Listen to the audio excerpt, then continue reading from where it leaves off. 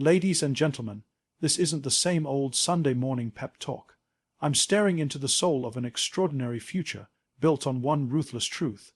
If you're not using change and the internet to race ahead, you're falling behind. That's right, not ahead, behind. Because in 2025, the gap between where you are and where you could be is defined by how you harness change, and how you wield the internet. Change, that single word carries with it the weight of uncertainty, discomfort, and fear for most people. But here's the irony. While most treat change like a storm to be avoided, those who win in life, in business, in society, treat change like a weapon. Not a threat, not a disruption, but a blade sharp enough to cut through the noise, the inertia, the mediocrity that keeps everyone else stuck. You see, when people hear the word change, they immediately think of loss. Loss of comfort, loss of familiarity, loss of control. And yet, every single leap forward humanity has ever made was born out of the courage to embrace change, not resist it. The printing press, electricity, the internet, none of these were welcomed warmly. They were feared, resisted, doubted. But the ones who stood on the front lines, who wielded change as a tool rather than hiding from it, rewrote the rules for everybody else. The truth is this: change doesn't wait for you. It doesn't pause politely until you're ready. Change arrives unannounced, often inconvenient, sometimes brutal. And in that moment, you have two choices. You either resist and get left behind, or you embrace it and use it to sharpen your edge. The world does not reward those who hesitate. It rewards those who adapt quickly, who ask, where is the opportunity hidden inside this disruption? How do I use this shift to propel myself forward while others are still scrambling? Think about the people who became irrelevant not because they lacked talent or intelligence, but because they clung to the old way of doing things. They were so obsessed with protecting the comfort of yesterday that they sacrificed the possibility of tomorrow. They forgot that industries don't die because of lack of demand, they die because of lack of adaptation. Blockbuster wasn't defeated by Netflix. It was defeated by its own arrogance, its refusal to see change as an ally. Now imagine the reverse. Imagine the people who didn't have the most resources, the most connections, or even the best timing, but who understood that if they embraced change early, they could turn a small window into an empire. Entrepreneurs during the digital revolution who saw social media not as a distraction but as the new marketplace. Creators who realized that their voice could travel further through a podcast than through 100 conferences. These are people who treated change not as an enemy but as a strategic weapon. Here's the key. Change is not just about technology or business trends. Change is about mindset. If you see change as a burden, you'll drag your feet. If you see it as a weapon, you'll sharpen it and wield it. The difference between growth and decline, between relevance and irrelevance, is not whether change happens. It will. It's whether you are prepared to use it. But let's not romanticize this. Embracing change is not comfortable. It requires sacrifice. It demands letting go of what worked yesterday. And that's hard because humans are addicted to certainty. We want predictable outcomes, safe bets, tried and tested formulas. But safety is the most dangerous addiction in a world that changes this fast. Safety is the slow poison that convinces you survival is enough when growth is possible. So the question is, what will you do when the next wave of change comes, because it's coming? Artificial intelligence, shifting economies, new markets, new platforms, new ways of reaching the customer. Will you be like the masses, hesitant, complaining, resisting? Or will you be the one who rides that wave and turns it into your advantage? Will you see disruption as destruction, or will you see it as a doorway? Here's the brutal truth. Change doesn't level the playing field, it rewrites it. The slow are left behind, the rigid are broken, but the adaptive, the bold, the strategic, they thrive. Change is the great equalizer because it punishes complacency and rewards courage. You don't need to have the most money, the most influence, or the perfect timing. You need the ability to look at change in face and say, I will not run from you, I will run with you. That's the mindset that builds relevance. That's the mindset that turns ordinary businesses into movements, small ideas into revolutions. Change doesn't ask for your permission. It asks for your participation. And if you don't respond, someone else will. So here's the challenge. Stop waiting for change to be safe. Stop hoping for a return to comfort. Comfort never created greatness. Greatness is born in the trenches of uncertainty, in the courage to do what others won't, in the discipline to adapt faster than the world expects. Change is not your enemy. It is the sharpest weapon you will ever hold. Use it to cut away fear, doubt, and hesitation. Use it to carve out your place in the future while everyone else is clinging to the past. And remember this: those who resist change are forgotten. Those who embrace it are the ones the world remembers. The internet is not just a tool. It is not just a place where people post pictures of their food or watch viral videos. The internet is the single most powerful amplifier humanity has ever built. It doesn't create your voice, it multiplies it. It doesn't give you ideas, it magnifies them. And yet, too many people treat it like a toy instead of a weapon. Too many treat it like entertainment instead of infrastructure. That's why they remain invisible in a world where visibility has become the new currency. Here's the uncomfortable truth: if you are not leveraging the internet, you are choosing irrelevance. The world is no longer divided by geography, it is divided by access, not access to water or land or even money, but access to attention, and the internet is where attention lives, moves, and multiplies. If you cannot command attention online, you will struggle to command relevance offline. Think about this for a moment. 20 years ago, to build a global audience, you needed massive budgets, television contracts, distribution networks, gatekeepers who decided who was worthy of the spotlight. Today, you need a smartphone and an idea. That's it. That's the amplifier. The internet has taken the walls down. But while the walls are down, most people are still waiting for permission to walk through the door. They're waiting for approval, for a sign, for some guarantee that their voice matters. Meanwhile, the bold have already entered the arena, claimed the stage, and turned their voices into empires. The internet does not reward silence. It rewards contribution. But here's the catch: it doesn't reward just any contribution. Noise is everywhere. What it rewards is clarity, consistency, and courage. Clarity to know what you stand for. Consistency to show up when others give up, and courage to say it in a way that cuts through the clutter. That is how amplification works. You see, the internet has no loyalty. It doesn't care who you are. It doesn't care about your age, your background, your education, or your excuses. It only cares about one thing: the value you bring and the way you deliver it. That is the raw truth. And the beauty of it is that it levels the playing field. The smallest voice, when amplified with precision and purpose, can echo louder than the largest institution. That's why you see young creators building communities larger than companies, why one person with a laptop can disrupt an entire industry. Because the amplifier does not care about size, it cares about signal. But amplification comes with responsibility. If your message is shallow, the internet will expose you. If your intent is fake, the internet will reject you. If you are trying to be a copy of someone else, the internet will forget you. The amplifier does not improve the quality of your voice. It simply makes it louder. That means if you are empty, your emptiness will echo. If you are valuable, your value will spread like wildfire. The question is not whether the internet works. The question is what it is working on. Look around. Entire careers are being built because people understood this early. They didn't wait for perfect equipment or polished production. They started where they were, with what they had. They refined as they went along. They studied the algorithms, they learned the rhythms, they iterated faster than anyone else.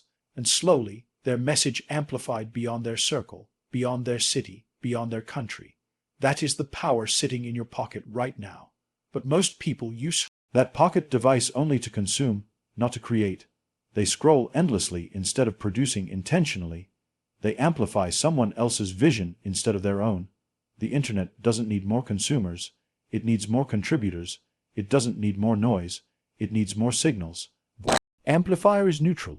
It will take whatever you give it and make it louder.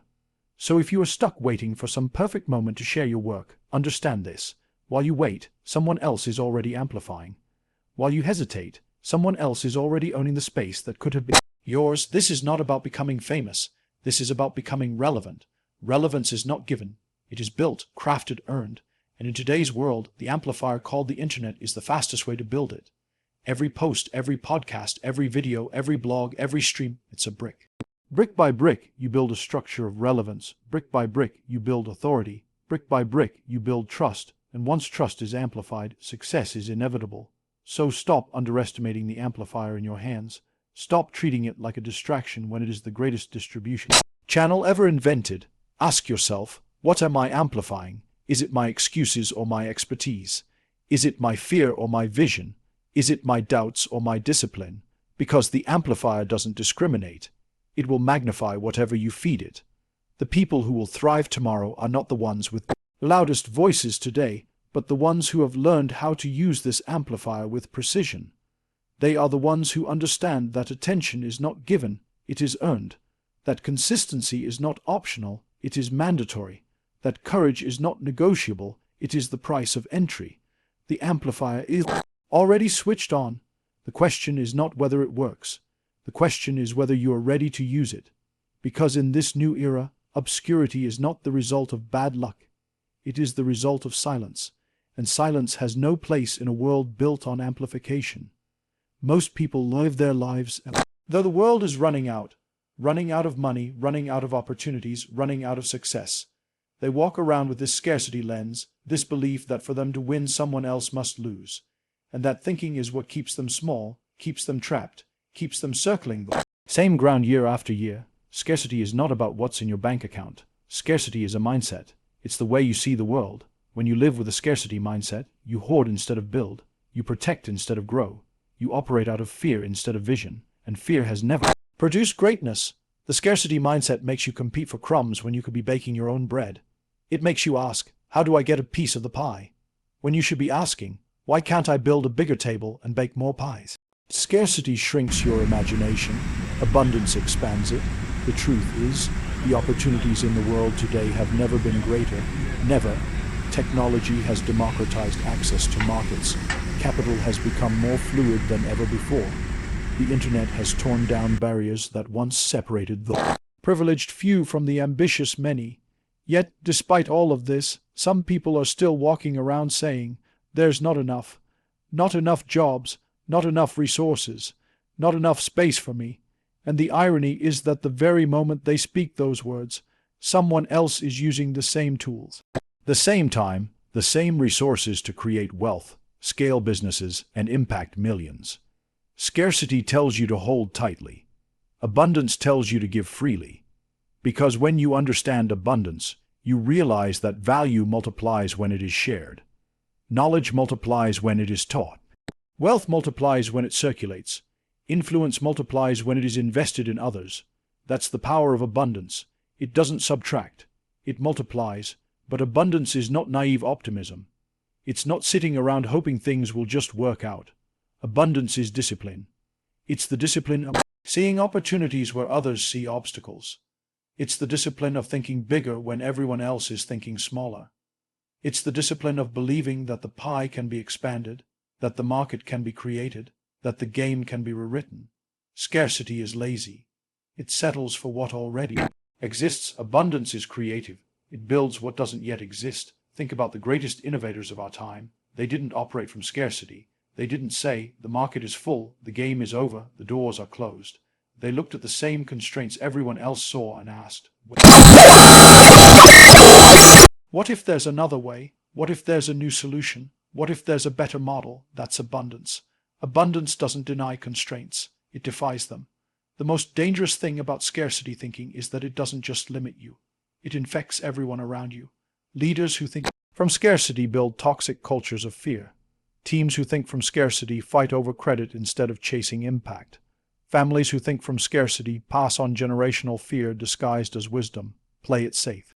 Don't risk too much. Just survive. Survival is the language of scarcity. Thriving is the language of abundance. Now imagine the alternative. Imagine operating every single day from a place of abundance. Imagine walking into a negotiation not thinking, I hope I don't lose, but thinking, how can we create more value together? Imagine building a business not thinking, I hope I can take market share, but thinking, how can I build a market so big that everyone eats? Imagine raising children not to fear failure, but to see it as feedback. That's what abundance does. It transforms the way you see possibilities. Scarcity traps you in comparison. Abundance frees you to create. Scarcity makes you think the world is fixed. Abundance makes you realize the world is fluid. Scarcity convinces you that the future is limited. Abundance whispers that the future is limitless, if you have the courage to step into it. And yes, it takes courage, because abundance requires risk. It requires letting go of the comfort of hoarding, the safety of protecting, the illusion of control. It requires stepping into a bigger vision, one that may not have immediate proof, but carries exponential potential. That's why most people stay stuck in scarcity. It feels safer, but safe never built legacies. The irony of scarcity is that it doesn't protect you, it starves you, it locks you into a smaller life. The beauty of abundance is that it doesn't just enrich you, it empowers you to enrich others. And when you operate from abundance, you stop asking, what can I get? And you start asking, what can I do? What can I build? What can I create? The future belongs to those who think abundantly, to those who don't measure themselves against the limitations of today, but against the possibilities of tomorrow, to those who don't fear competition because they know that collaboration can build more than competition ever could, to those who understand that the greatest wealth isn't just measured in money, but in the number of lives impacted, the number of doors opened, the number of dreams made possible. Scarcity is a prison, and most people don't even realize they are locked inside it. Abundance is the key, but only if you are brave enough to use it. So the real question is this: will you keep fighting for crumbs, or will you step into the courage of baking your own bread? Will you keep clinging to what is, or will you dare to create what could be? Because in the end, life doesn't shrink to the size of your fear. It expands to the size of your vision, and abundance is the vision that separates those who merely survive from those who truly thrive. Speed without intelligence is chaos. Intelligence without speed is wasted potential. To thrive in the world we live in now, you cannot afford to choose between the two. You need both. Acting with expedition and intelligence is not a slogan. It's a survival skill. It's the new competitive advantage in a world where change moves faster than strategy papers, and opportunities vanish before the ink on the meeting notes is even dry. Think about it. The era of sitting in long boardrooms, running endless forecasts, debating possibilities while the world outside changes by the second. That era is dead. The winners today are the ones who act decisively, learn in real time, adjust on the fly, and still have the discipline to make those moves intelligently. They don't wait until conditions are perfect because they know perfection never arrives. They launch, they test, they adapt. That's not recklessness, that's calculated speed. Too many people confuse speed with panic. They rush without thought, they move without strategy, they sprint in circles. That's not expedition, that's desperation. True expedition is purposeful speed. It's speed with clarity. It's understanding that the cost of waiting is often higher than the cost of failing. When you delay, you don't just lose time.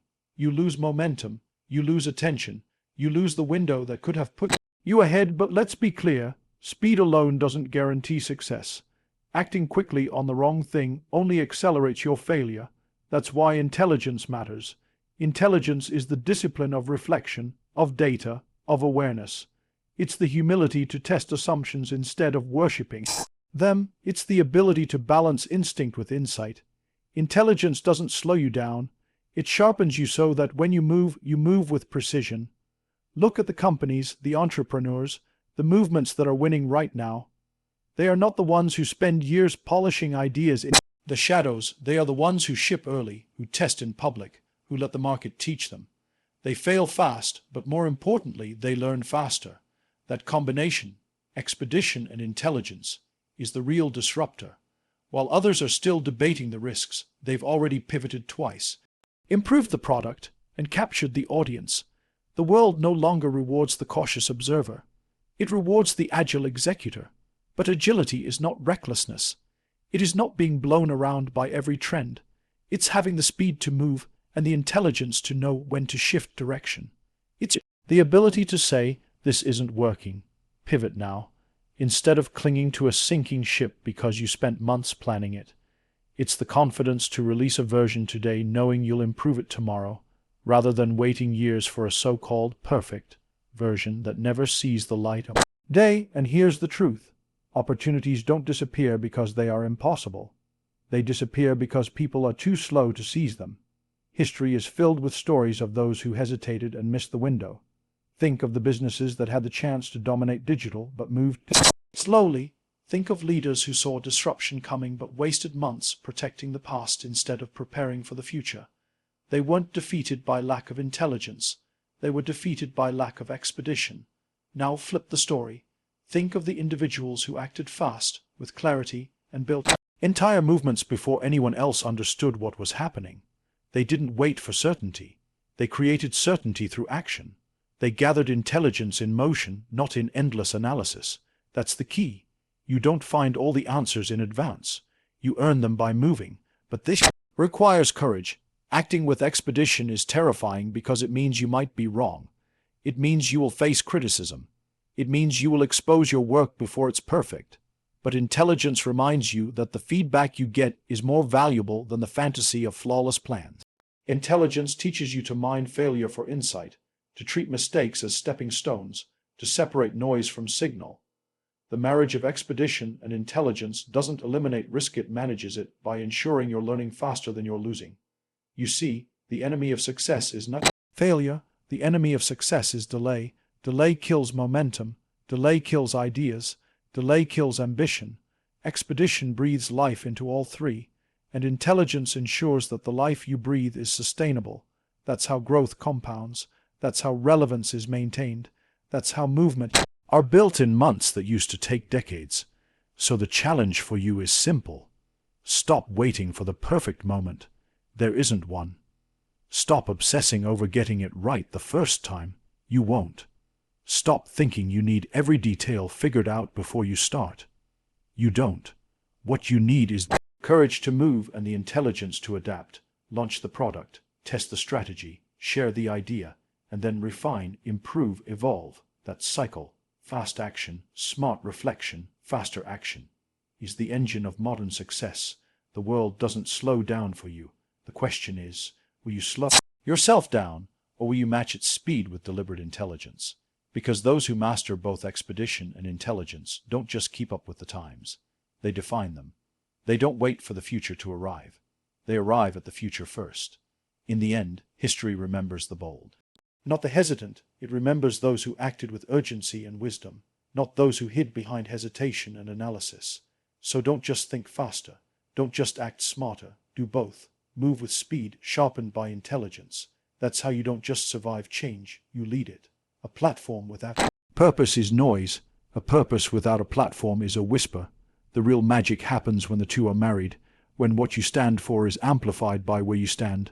Too many people obsess over platforms, social media, podcasts, stages, digital spaces, without ever asking themselves why. Why are you speaking? Why are you building? Why are you showing up? A microphone in the hands of a person with nothing to say is just static. But in the hands of someone with clarity of purpose, it becomes a weapon of influence.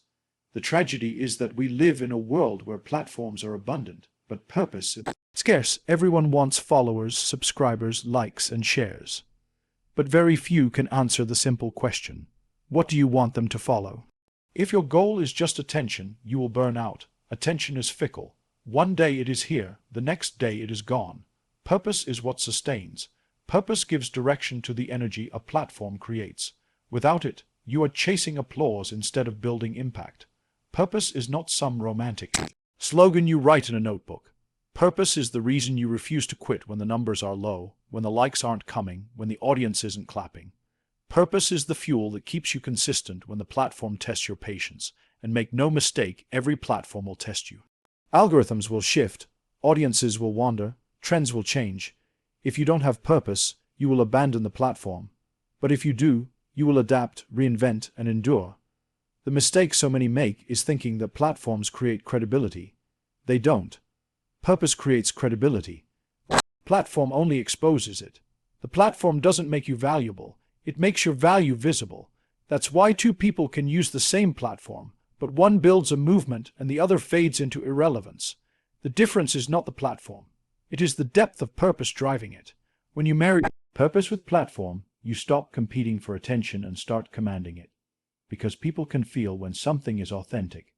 They can feel when you're not just trying to sell them another product, but when you're trying to solve a real problem. They can feel when your voice is anchored in conviction rather than desperation. Conviction cuts through clutter. It resonates, it attracts, and in a noisy digital world, resonance is power. Think about those who have built lasting legacies. Their platforms may have changed over time. Magazines gave way to television. Television gave way to social media. Now social media evolves daily, but their purpose stayed constant. They didn't fall in love with the platform. They stayed married to the purpose and used the platform as a vehicle. That's the difference between chasing relevance and sustaining it. Relevance without purpose is temporary. Relevance with purpose is timeless. But here's the challenge. Purpose demands clarity, and clarity requires brutal honesty. Too many people are afraid to do the hard work of asking, what do I actually stand for? What do I refuse to compromise? What problem am I here to solve? Without those answers, every platform becomes a distraction. You will jump from one trend to the next, never building anything lasting. Because if you don't stand for something, the platform will use you instead of you using it. Purpose also demands courage. The moment you declare what you stand for, you invite criticism, you invite opposition. You invite people who will say you are too much, too bold, too different. That's why many people hide behind generic messages. They are terrified of being rejected. But here's the truth. Purpose without opposition isn't purpose. It's comfort. And comfort never built movements. So how do you marry purpose with platform? You start by grounding yourself. You stop asking, what will people like? And start asking, what do people need? You stop chasing virality and start chasing value. You stop trying to be everything to everyone and start being indispensable to someone. Then you use the platform not as your identity but as your amplifier. You build content, communities, and conversations that reflect who you are and what you stand for, and then you remain consistent through seasons of silence and seasons of noise. The beauty of this marriage is that once it's real, it multiplies. A platform with purpose attracts people who believe what you believe. They don't just consume, they commit. They become ambassadors of your vision, carriers of your message. That's when you stop building an audience and start building a movement. And movements change the world. So ask yourself today, are you just chasing platforms or are you anchored in purpose? Because platforms will come and go. Trends will come and go. Audiences will come and go, but purpose is what endures. Purpose is what turns a temporary opportunity into a permanent legacy. Purpose is what ensures that when the platform shifts, you shift with it, but the core of your message remains untouched. The marriage of purpose and platform is not optional anymore. It's the only way to build relevance that lasts. Without it, you are just another voice in the noise, another name lost in the feed. With it, you are unforgettable. With it, your message cuts through, your vision scales, and your influence compounds. Because in the end, people don't remember the platform, they remember the purpose. The platform is just the stage. The purpose is the reason the audience stays. And if you get that marriage right, no algorithm, no disruption, no change in the world can silence you. So here's the finish line, and you haven't crossed it yet. But you're here, you're listening, now act. You didn't come this far to be safe. You came this far to be relevant. So interrupt, build digital intelligence, fuse purpose with platform, and let the internet be the accelerator of your greatness.